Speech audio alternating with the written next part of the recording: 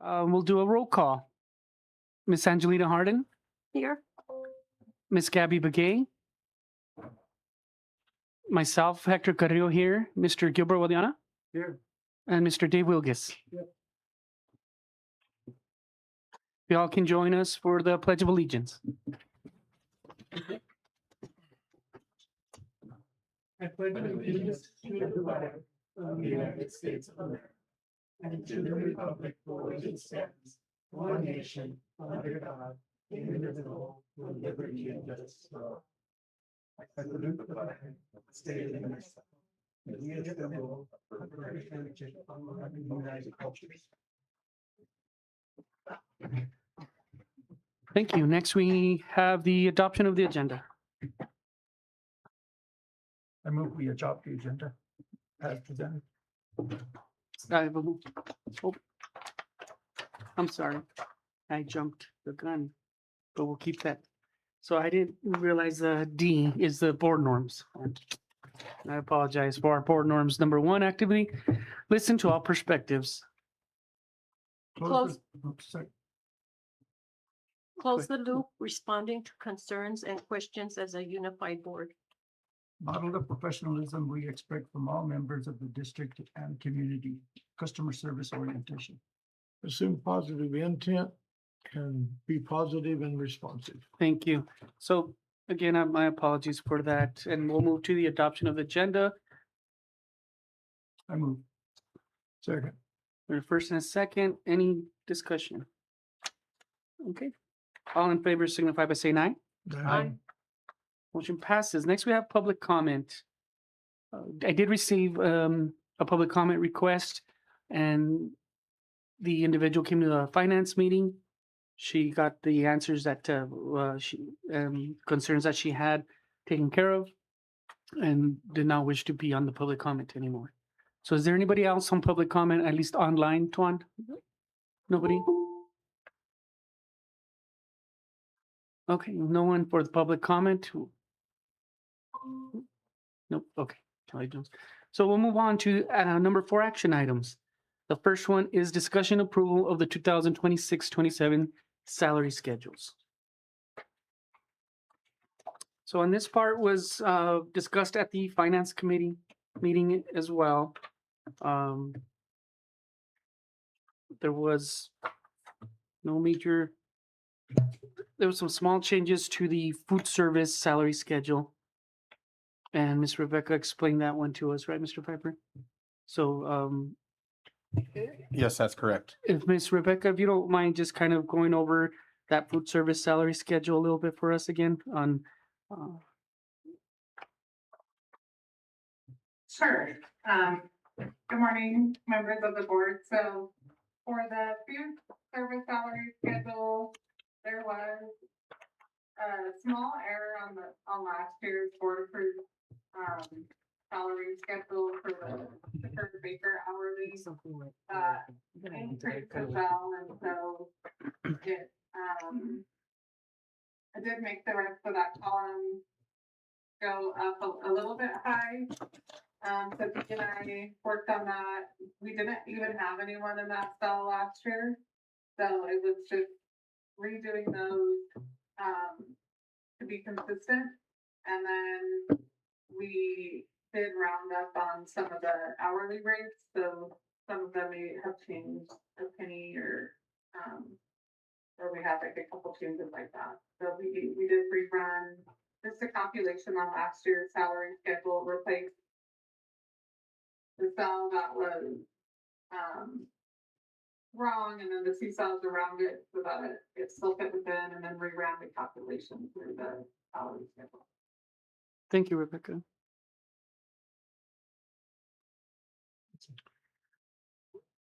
Any more questions on the salary schedule? I do. Yes, sir. Go ahead. And surprise, surprise. The salary schedule for principals, and I just got briefed a little bit on the impact of it in terms of how the budget goes, how this ties to the budget. And if we don't approve that, it has some consequences, serious consequences. But I don't see that as a problem. One is, we don't need to change the salary schedule. All we need to change in the salary schedule, as far as dollar wise, we don't need to change that. What we do need to change is the number. What we do need to change are the number of days on both the middle school and the high school principal to 260 as opposed to the 187. The 190, 195. And that was discussed a little bit on the finance committee meeting.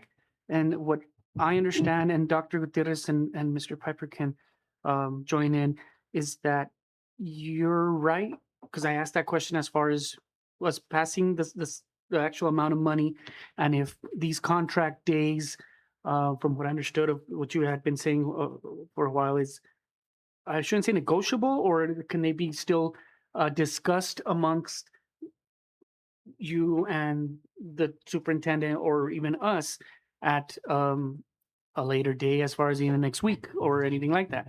That, from what I understood, it can be discussed and it can be corrected or adjusted in what's allowable. But that don't change this, so that's good. I mean, if we still go this route, right? That's correct. The one thing I would say is, I would visit with legal counsel on it.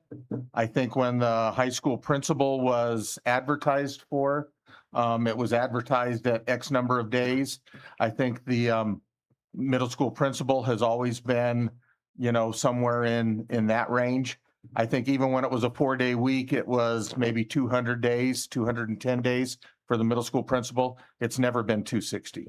So, but, I would say if you're going to look at changing the number of days because of maybe the precedent that was set, and specifically as the way it was advertised, I would check with legal counsel. But it's, we've had this conversation. We can't adjust the minimums, but we can adjust the days. So, and that would be the way I'd go. I'm just curious as to what other discussion we need to have.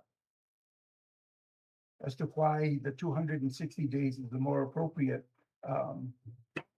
designation for the contracts in terms of the contract days. Otherwise, we're saying that we can, if it is the 200, and that's something certainly I am going to ask the Attorney General's office about 260 days. Can that be changed to a lower part and keeping the minimum salary according to that, instead of in lieu of that 260 days? That clearly, it's mind-boggling to me that it's not recognized as a gift to the person that's receiving the reduction in days, a gift of pay for work not performed. And I have a suggestion. Go ahead, Maybe we yes. can go with it. Write down our concerns. And at our next regular board meeting, discuss it. And then send our concerns to the attorney and have them look at it and see what they think.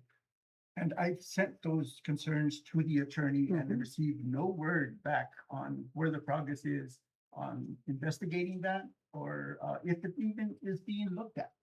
When you say attorney, do you mean legal counsel? Yes, Legal counsel. Yeah. So I'll make a request that when we're talking about the attorney that works with the district, that we refer to them as legal counsel. Yes. And when if we're talking just about somebody outside of the district, then we use the term attorney so that we're within the confines of the right lingo. The one thing to consider is that when you move an employee to a 260-day calendar, then that employee is entitled to annually. They do get certain number of days, and so you will want to consider that we cannot tell an employee when they can and cannot take their annual leave. So if you put a principal on a 260-day calendar and that principal says, I'm taking annual leave during the testing window, or I'm taking annual leave during graduation. They are entitled to do that. And you cannot deny that annual leave. Well, that's why, Just something to consider. that's why I think everybody needs to write down their concern and have the attorney tell us, yes, we can't, no, we can't. Legal Or counsel? secretary- Yeah, Have Legal counsel. So Miss Rebecca, I have a question for you, and I don't mind to put you on the spot, but I guess I'm going to, Miss Rebecca. You have worked with many districts around New Mexico, and you mentioned even in the finance committee, you've taken over some districts. But the question that and concern that Mr. Guadiana has, and the change that he's just not proposing, but you know, his concern, based off of your experience, I'm assuming, but I don't know. We can't be the only district asking this type of question, can we? I mean, do you have this? Has this been asked before? What have they dealt with? If you've seen it, I mean, I think it's not uncommon, like, for a district to compare, like, what the principals are making to superintendent, and that being a little bit of an issue, that sometimes they're making a higher daily rate, but I haven't seen where any districts have ever changed it. Like I said, I'm not, from experience, I haven't seen it in that didn't change. There's a number of districts that, I mean, you can check and see the number of days that the middle school principals work, the number of days that high school principals work when they're on the 4-day week. And normally they are not, you know, looking at 260-day contracts because of, I mean, there's a lot of times without staff and students there, there's not much to do. and that's what you're questioning, right, Mr. Juliana, to change it to 260 days instead of 195 or 187? Yes. From my understanding? Okay. And that's from the one side of that. If it is that, the concern is the inability to tell people, I mean, the effect of having annual leave and the inability to, deny a request. I'm still kind of dumbfounded by that, but the thing is that, if you did have concerns, Ms. Runyon, if you did have concerns that, were cited by other districts in terms of the pay of the principals versus like the pay of the superintendent mentioned, as you mentioned, wouldn't that pertain particularly to the number of days worked? Yeah, I think normally when, and this is more like, you know, like I said, it still is the way, the daily rate. of days worked.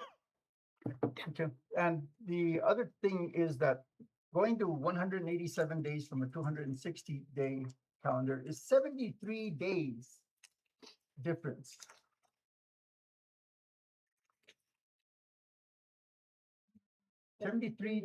Yes, 73 working days difference. And again, it brings the concern of, especially if we're gonna reduce the number of days in the high school, who's gonna be there during all this? Because high school never really has a time off. They have the football team practicing, they have band practicing. There are a number of, even track, I believe, practices in the summer. So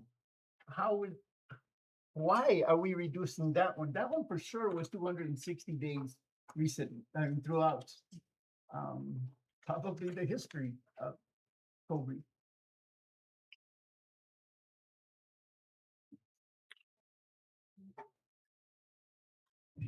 I just know last year, there was a lot of time where there was basically nothing going on throughout the summer. And I can tell you, there's an open gym going on at 6 o'clock last night. But other than that, and I think once the principal's on contract, a lot of times, I know last year, they were attending a lot of that stuff. But it's not like it keeps them busy all day long. I know in Lordsburg, having been from Lordsburg, that principal was never on a 260-day contract on a 4-day week, and neither was the middle school principal. So You know, I mean, we can look and pull numbers from different areas, but, Okay, so my question can be better stated in this sense. What made us move it from 260 days to 195 days this year? basically just not much for them to do. I can tell you, last Friday, I was bored. I was bored in here. I mean, there's just, when there's not staff and there's not students, a lot of times you're looking for stuff to do. I mean, it gives me time to get caught up on paperwork and stuff. But, and Charlene could tell you, it's almost like a ghost town in here on Fridays, without staff and students. And even when staff and students are in session, they aren't in the building. And a 260-day contract's not a 260-day contract. I mean, when you look at it, when I came, I asked Frank, I said, Frank, let's call it what it is. Because 260 days is 5 days a week, 52 weeks a year. We don't work that. We get X number of federal holidays. We get X number of annual leave. You know what? Let's call it what it is. And figure that out. And then that's also going to, you know, change the way things look too.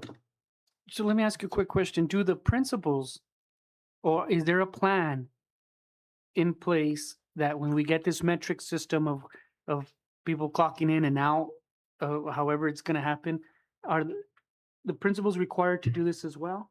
So that we'll know by this time next year exactly what they have worked and when they did it? That's what I would like to do. I would like to track everyone. I intend to clock in myself and I intend to clock out myself. That's the system when I worked for the Salt Lake City School District, everybody did it, including the superintendent. It took me aback, to be honest with you, because I had never done it myself. And I thought, I'm a director, I'm salaried. My first instinct was to resist and to think, like Mr. Wilgis said, I'm salaried. If I work 8 hours, if I work 15 hours, you're getting your money out of me. But then it made sense. We had a very sophisticated system. It geo-tracked us. I had an app on my phone that I could clock in using my digital fingerprint. And it wouldn't allow me to clock in unless I was at a district facility. So I could not clock in from home because it would say, no, you're not at a district facility.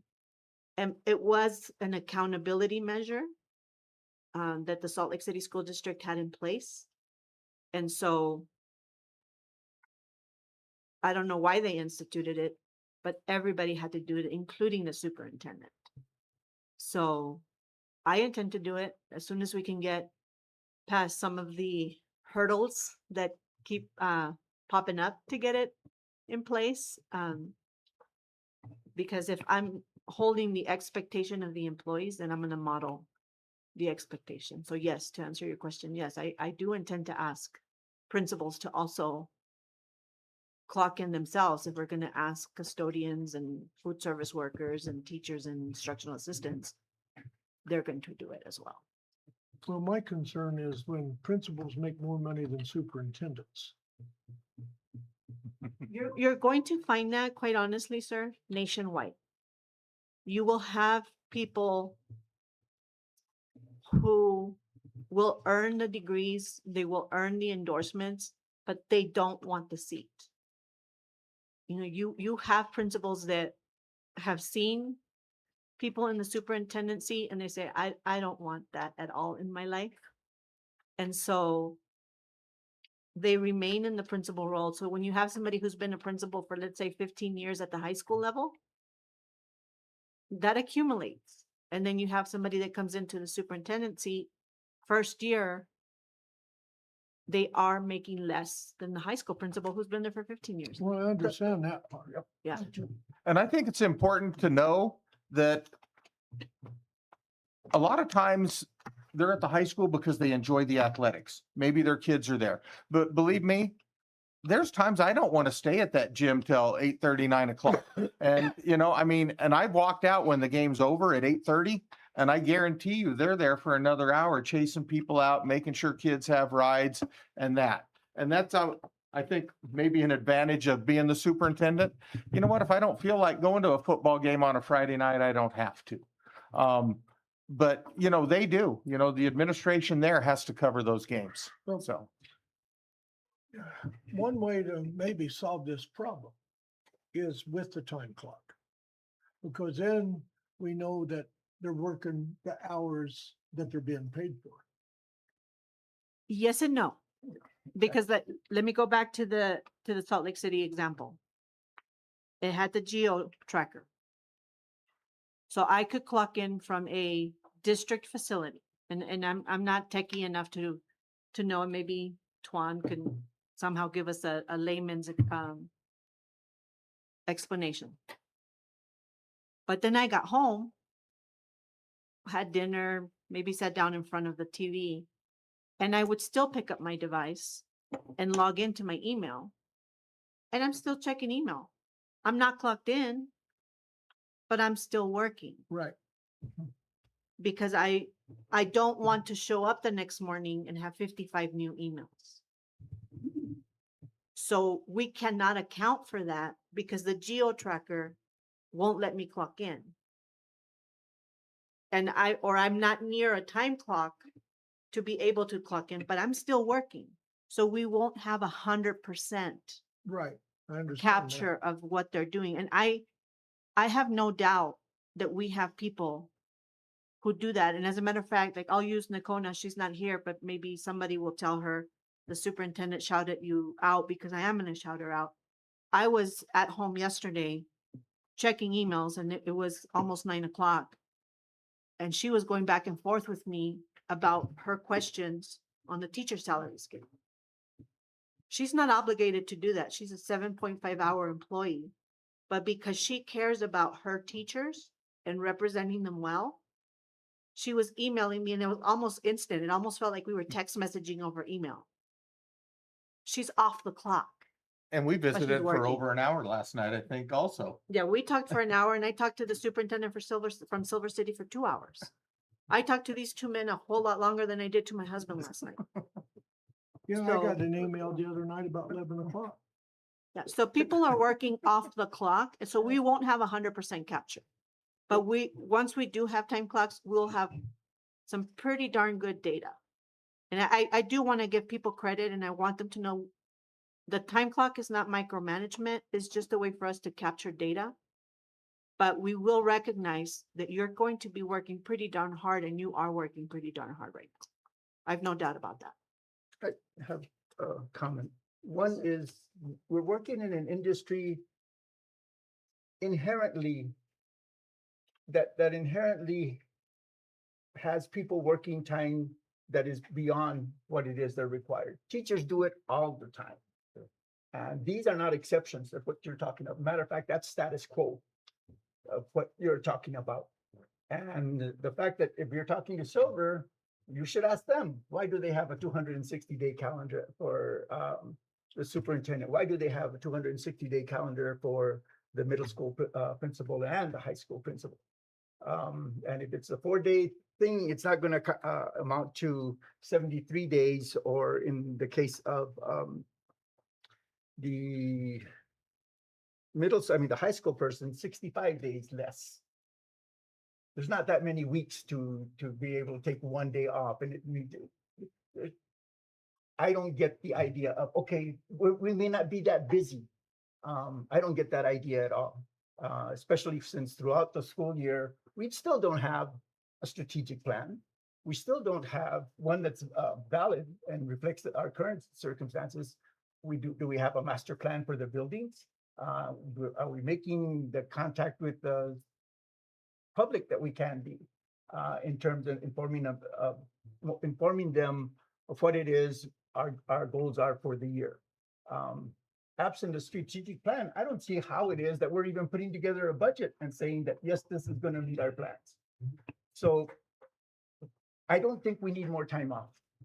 We have facility master plans completed on file. We have school safety plans for every single building. And when was it completed? Huh? This year. The It's facility- updated every year. Yes, and that was done by, what's that, Palms? Palms and Associates, they don't complete that. No, we do. We have to provide maps. We have to show all sorts of stuff. I mean, if you want to see them, they're in the office. Where's the strategic plan?